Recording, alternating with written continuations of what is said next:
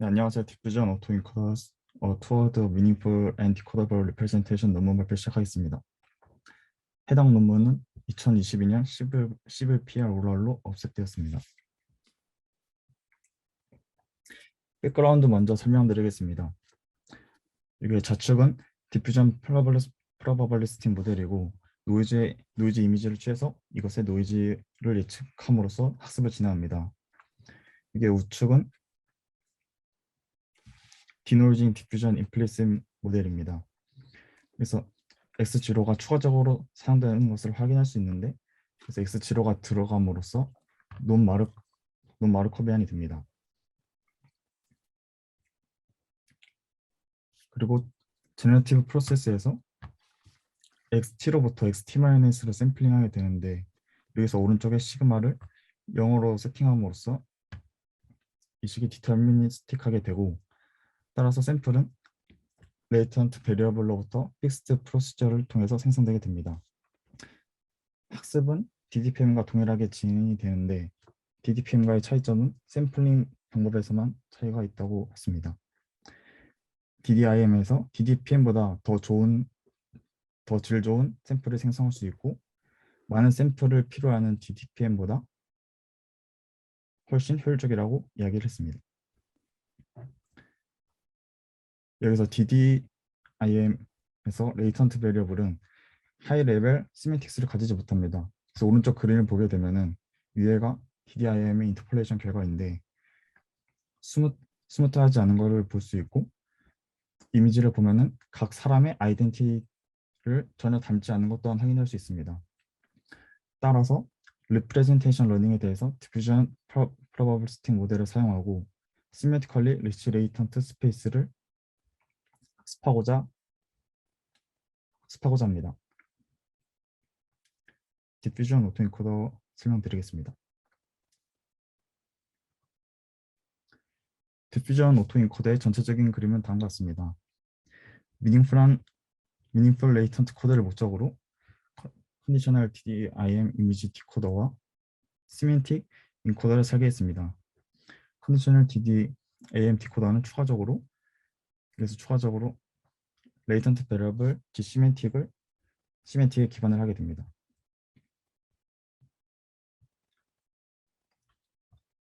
디퓨전 베이스 디코더입니다. 여기에 컨디셔널 DDIM 디코더는 인풋으로 G를 받게 되는데, 여기에 G는 하이레벨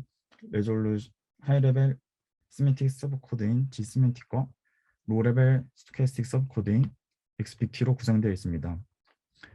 여기서 인풋으로 G를 받고 아웃풋 이미지를 생성합니다.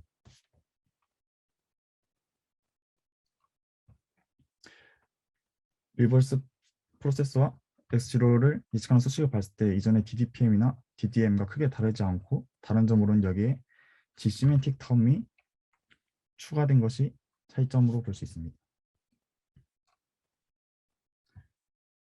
로스 펑션 또한 이전의 것과 크게 다른 점이 없었고, 노이즈 프레션 펑션에 이렇게 G 시멘틱이 추가되었습니다.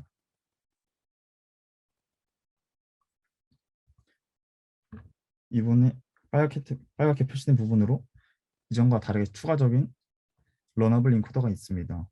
시멘틱 인코더는 인풋 이미지를 G시멘틱이라는 벡터로 추가적으로 인코딩을 진행합니다. 이 G시멘틱이 디코더가 디노이즈하거나 아웃풋을 예측하는데 도움이 되는 필요한 정보를 포함하도록 하는 것이 목표입니다.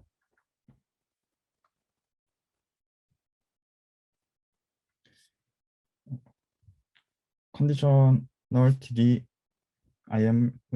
디코딩하는 것 외에도 인풋 이미지 X0를 스토캐스틱 서브코드 XBT로 인코딩하는 데 사용할 수 있습니다.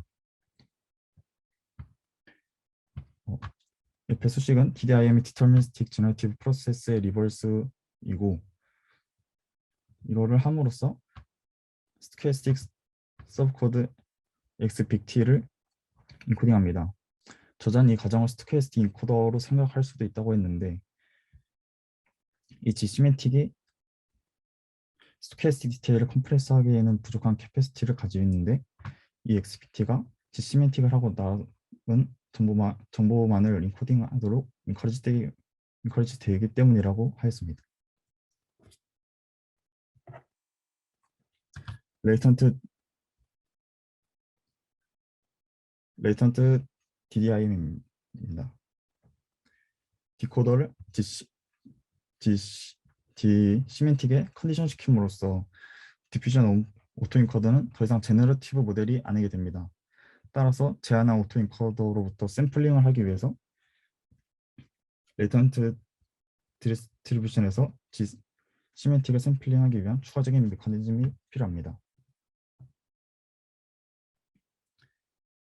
여기서 레이턴트 DDIM을 사용하게 되는데 VA는 레이턴트 코드가 리치 인포메이션을 가지도록 하는 것과 샘플링 커런티를 유지하는 것 사이에 밸런싱 하는 것이 어렵고, 걔는 디퓨전 프로버비리티 모델의 강점인 트레이닝 스테빌리티를 복잡하게 만들어서 여기서는 다른 DDIM으로 레이턴트 디스트리뷰션 학습하는 방법을 선택했고, 여기서도 앞에 거와 마찬가지로 노이즈를 예측하여 로스를 최적화함으로써 레이턴트 DDM을 학습하게 됩니다.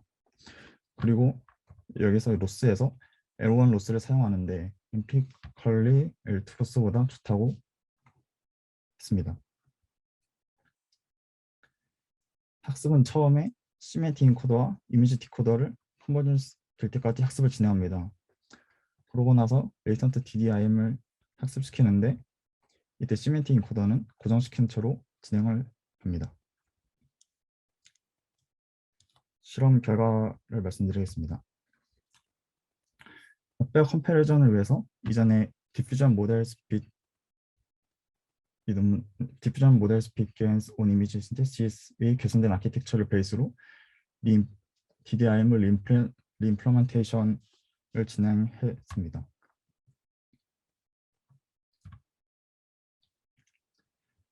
그래서 첫 번째 행은 어트리뷰트 매니플레이션의 결과이고 웹 here, 스마일링, 연걸, 오더와 같은 것에 대해서 적용한 것을 볼 수 있습니다. 아래 행은 두 이미지에 대해서 인터폴레이션을 한 결과이고 뒤에서 다시 설명드리겠습니다. 시멘틱 서브 코드를 인풋 이미지로부터 인코딩하고 스토캐스틱 서브 코드 XBT를 스탠다드 가우시안으로부터 샘플링해서 실험을 진행하였습니다. 그래서 피규어를 보면 갓행은 시멘틱 서브 코드 G를 갖게 했고 다양한 XBT를 사용한 결과입니다. 다른 G 시멘틱을 사용했을 때는 행마다 전체적으로 많이 바뀐 것을 볼 수가 있고, 같은 G 시멘틱을 사용했을 때는 같은 열을 봤을 때 전체적인 글로벌 어피어런스는 바뀌지 않는데 다른 XBT를 사용했을 때는 피부나 눈, 입과 같은 마이너한 부분에 영향을 끼친 것을 볼 수 있습니다. 앞에서 이야기한 내용을 이 피규어에서 좀 더 명확하게 확인할 수가 있는데 마찬가지로 같은 행대에서는 같은 G 시멘틱을 사용했고 컬럼마다 다른 스토캐스틱 코드를 사용한 것입니다. 스토캐스틱 코드를 다르게 했을 때 클로즈업한 것을 보면은 마이너한 차이가 있는 것을 확인할 수가 있습니다.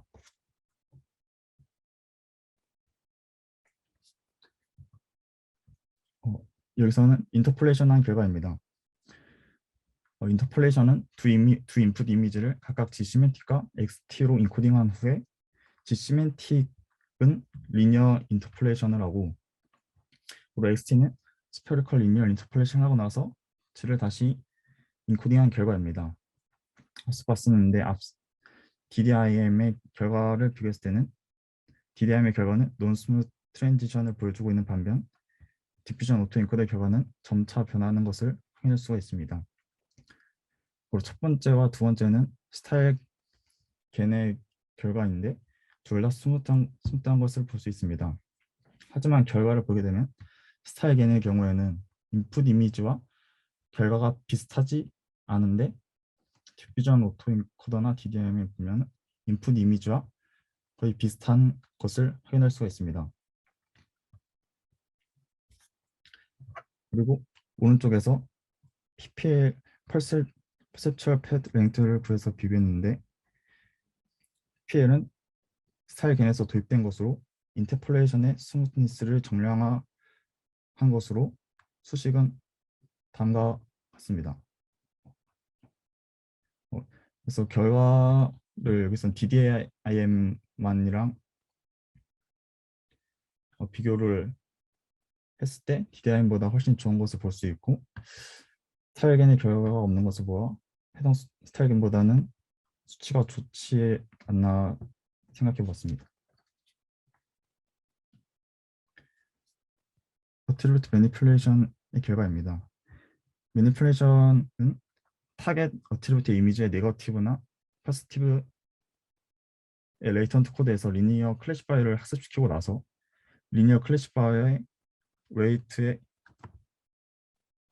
학습시키고 나면 리니어 클래시파이어 웨이트가 있는데 그 웨이트에 디그리를 곱해서 다시 지에 더해서 새로운 지를 만드는 것입니다. 그래서 클래시파이어는 FFHQ에서 학습된 것입니다. 여기서 보면은 위에 두 개는 FFHQ의 이미지고 아래에는 셀럽A HQ의 이미지인데 셀럽A HQ에서도 잘 제너럴라이제이션 된 것을 확인할 수가 있습니다.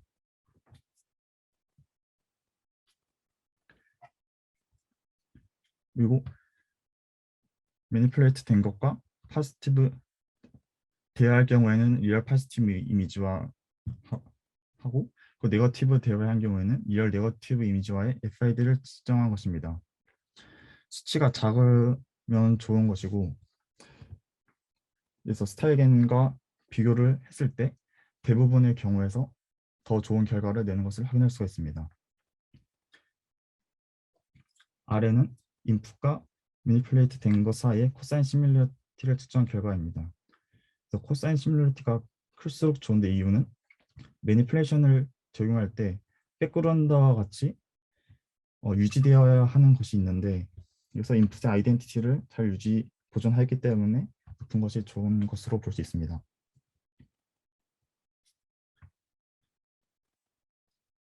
애트리뷰트 매니플레이션에 대해서 이번에는 다른 모델들과 비교한 결과이고 블론드 헤어를 적용한 결과인데 다른 모델들보다는 조금 좋아 보입니다. 우리 컨스트럭션 퀄리티에 대해서 정량적 결과입니다. 그래서 MVA가 가장 결과가 좋은 것을 볼 수 있는데 여기서는 레이턴트 디멘전이 굉장히 큰 것을 볼 수 있고 그래서 이 모델을 제외하고 나면은 디퓨전 토 인코더의 성능이 제일 좋은 것을 확인할 수가 있습니다.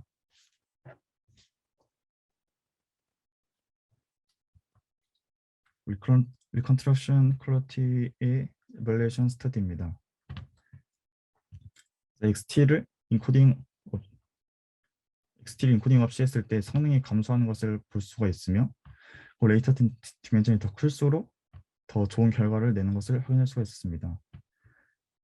그리고 T가 20일 때도 T가 100인 DDIM보다 성능이 더 좋은 것을 확인할 수 있습니다.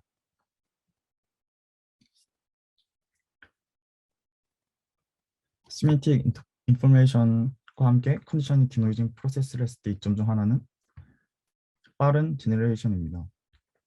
그래서 G시멘틱이 DDM에서 사용하는 엑스제로보다 더 많은 정보를 담고 있기 때문에 더 나은 어프로시메이션을 할 수 있다고 이야기하고 피규어를 보면 엑스제로가 더 작은 스텝에서 예측하는 것을 볼 수 있는데 이 아래 디퓨전 오토인코더에서 더 나은 결과를 내는 것을 볼 수 있고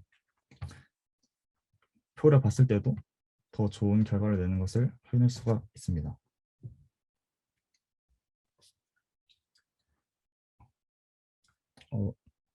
이 부분은 클래스 컨디셔널 제너레이션의 결과이고 왼쪽은 피메일 클래스에 대해서 오른쪽은 메일 클래스에 대해서 클래스 컨디셔널 제너레이션의 결과입니다.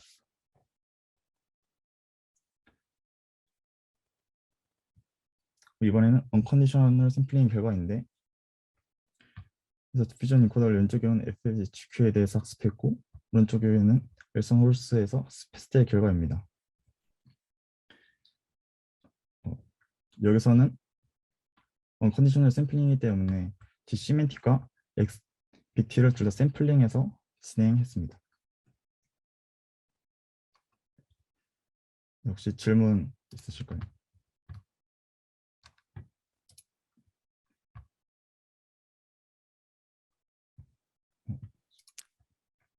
저 슬랙에 두 가지 질문이 올라왔는데 혹시 확인해 주실 수 있으실까요? 네, 알겠습니다.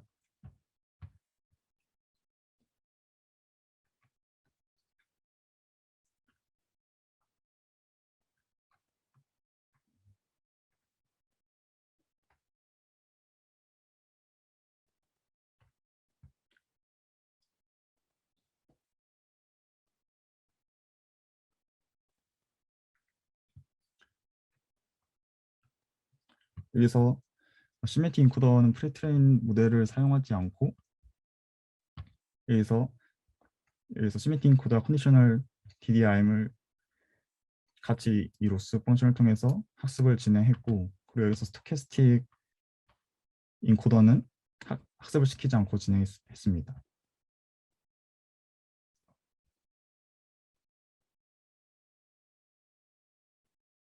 먼저 제가 질문을 읽어드릴게요. 그 두 네. 번째 질문은 그 컨디셔널 DDIM과 다른 점이 어떤 부분인가요? 그리고 스토캐스틱 서브 코드 때문에 페일리어 케이스도 생길 것 같은데 그 부분에 대해서는 논문에서 어떻게 얘기하고 있나요? 라는 질문이 들어왔거든요.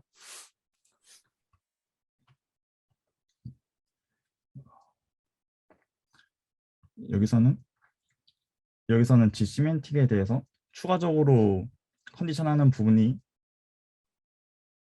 있습니다. 그리고 여기서 만약에 이게 들어가게 되면은 여기서 제너러티브 모델이 아니기 때문에 추가적으로 레이턴트 DDM을 사용해서 이 G시멘틱의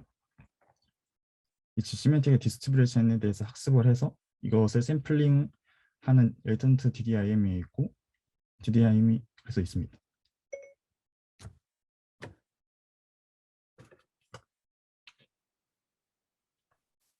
그 세 번째 질문으로는 시멘틱 인코더의 역할이 정말 중요한지 궁금하네요. 특정 시멘틱을 담고 있다기보다는 그냥 이미지에 로우 디멘셔널 레프레젠테이션처럼 보이는데요. attribute manipulation을 해당 attribute에 대해 슈퍼바이스로 학습한다면 시멘틱 인코더 없이 스토캐스틱 인코딩된 코드에 바로 학습하면 안 될까요? 라고 김광인 교수님께서 질문해 주셨습니다.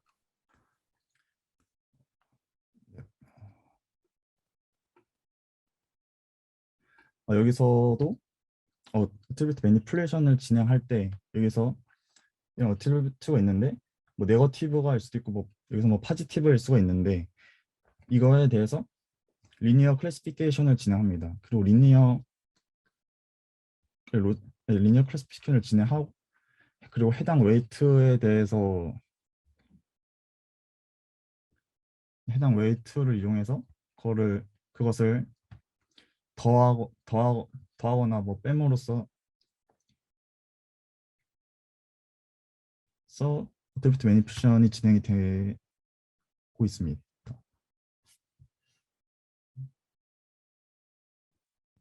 마지막 질문은 결국 그냥 DDIM 구조랑 다른 건 시멘틱 인코더를 사용해서 학습된 코드를 컨디션으로 중간에 넣어서 학습한 것 아닌가요? 라고 질문을 하셨거든요. 네, 이 시메틱 인코더를 사용해서 어, 네, 그게 가장 큰 차이로 볼 수가 있는 그렇습니다. 그러면은 제가 직접 질문 하나 드리면 DDIM이랑 다른 것이 구조적으로는 오토 인코더라고 했지만 저거가 뭐 중간에 어디 스텝까지는 인코더고 어디 스텝까지는 디코더인지 그거를 뭐 이렇게 따로 나눠놓은 게 아니라 그냥 스텝의 중간까지를 인코더라 생각하고 뭐 스텝의 나머지 디코더라 생각하는 건가요? 어, 여기서 일단 유넷 구조를 사용하는데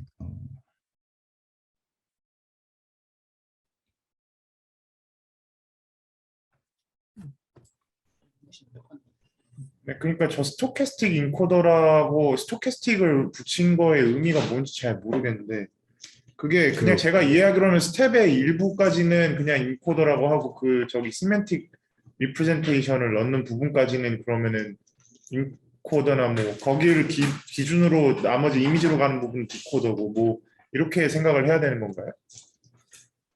네, 여기 여기서 유넷을 사용하는데 유넷을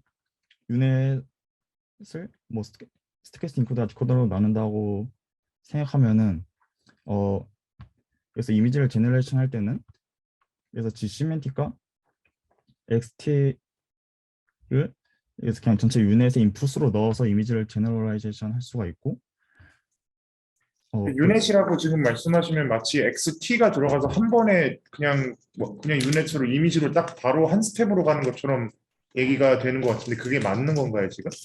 XT에서 XT-1로 가고 이렇게 스텝 바이 스텝으로 가는 게 아니라?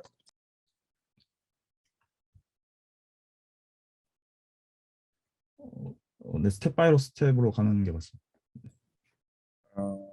근데 그 다른 모델에서 다른 논문에서도 다른 네. 논문 그리고 김광인 교수님께서 사실 질문해 주신 부분에 저도 조금 근데 제가 사실 김광인 교수님 질문하신 부분을 뒷부분을 이해를 못 해가지고 그게 슈퍼바이스드 학습에서 넣는다는 부분이 김광인 교수님 혹시 인코더 부분에 학습을 따로 안 하는 게 아니라 원합 벡터처럼 어트리뷰트 값을 갖다가 그냥 다이렉트리 컨디션으로 조사 학습한다는 말씀이신가요? 그게 논문에 보면은 attribute manipulation 특정 애트리뷰트를 매니플레이션 할 때는 그러니까 애트리뷰트가 강한 거랑 약한 거 example를 가지고 이제 자동 학습을 하더라고요. 그래서 그 방향으로 이제 매니플레이션을 하는 것 같은데요. 네. 근데 사실은 이제 제가 질문 드린 거가 제가 질문이 좀 명확하지 않은데 실제로 이게 시멘틱 엔코더의 역할이 그냥 저는 뭐 시멘틱이라고 말하기보다는 그냥 계속 로우 디멘전하면 리프레젠테이션인 것 같아 생각되고요. 그런 경우에 일단 특정 방향으로 애트리뷰트 매니플레이션 하는 게 아니고 인터폴레이션 경우도 생각해보면 피겨서의 사회 이그젠플 같은 경우에 딴 거에 비해서 이제 뭐 크리에이션 아이덴티티 같은 좀잘 프로젝트 돼 있다 하는 것 같은데 이거 그냥 정말 이런 미케니즘이 있다기보다는 그냥 우연히 잘 된 것 같거든요. 제 생각에 댐도 인터폴레이션 하면 잘 될 것 같아요. 예, 저는 B를 믿을 수가 없습니다. A와 B가 저 정도로 안 된다는 걸 잘 믿기가 어려운데. 네네네. 예. 저도 좀 그렇게 생각합니다. 그래서 이게 시멘틱 엔코드라고 했는데 정말 이게 무슨 시멘틱인 거하고 잘 온라인 돼 있는 건지 아니면 그냥 제가 앞서 말씀드린 대로 그냥 이미지 리프레젠테이션, 그러니까 제네릭한 리프레젠테이션인지 잘 모르겠네요. 네, 저도 비슷한 것 같습니다. 시메틱 인코더 구조는 이 컨디셔널 DDIM의 그 유닛의 퍼스트 하프를 사용한다고는 나와 있습니다.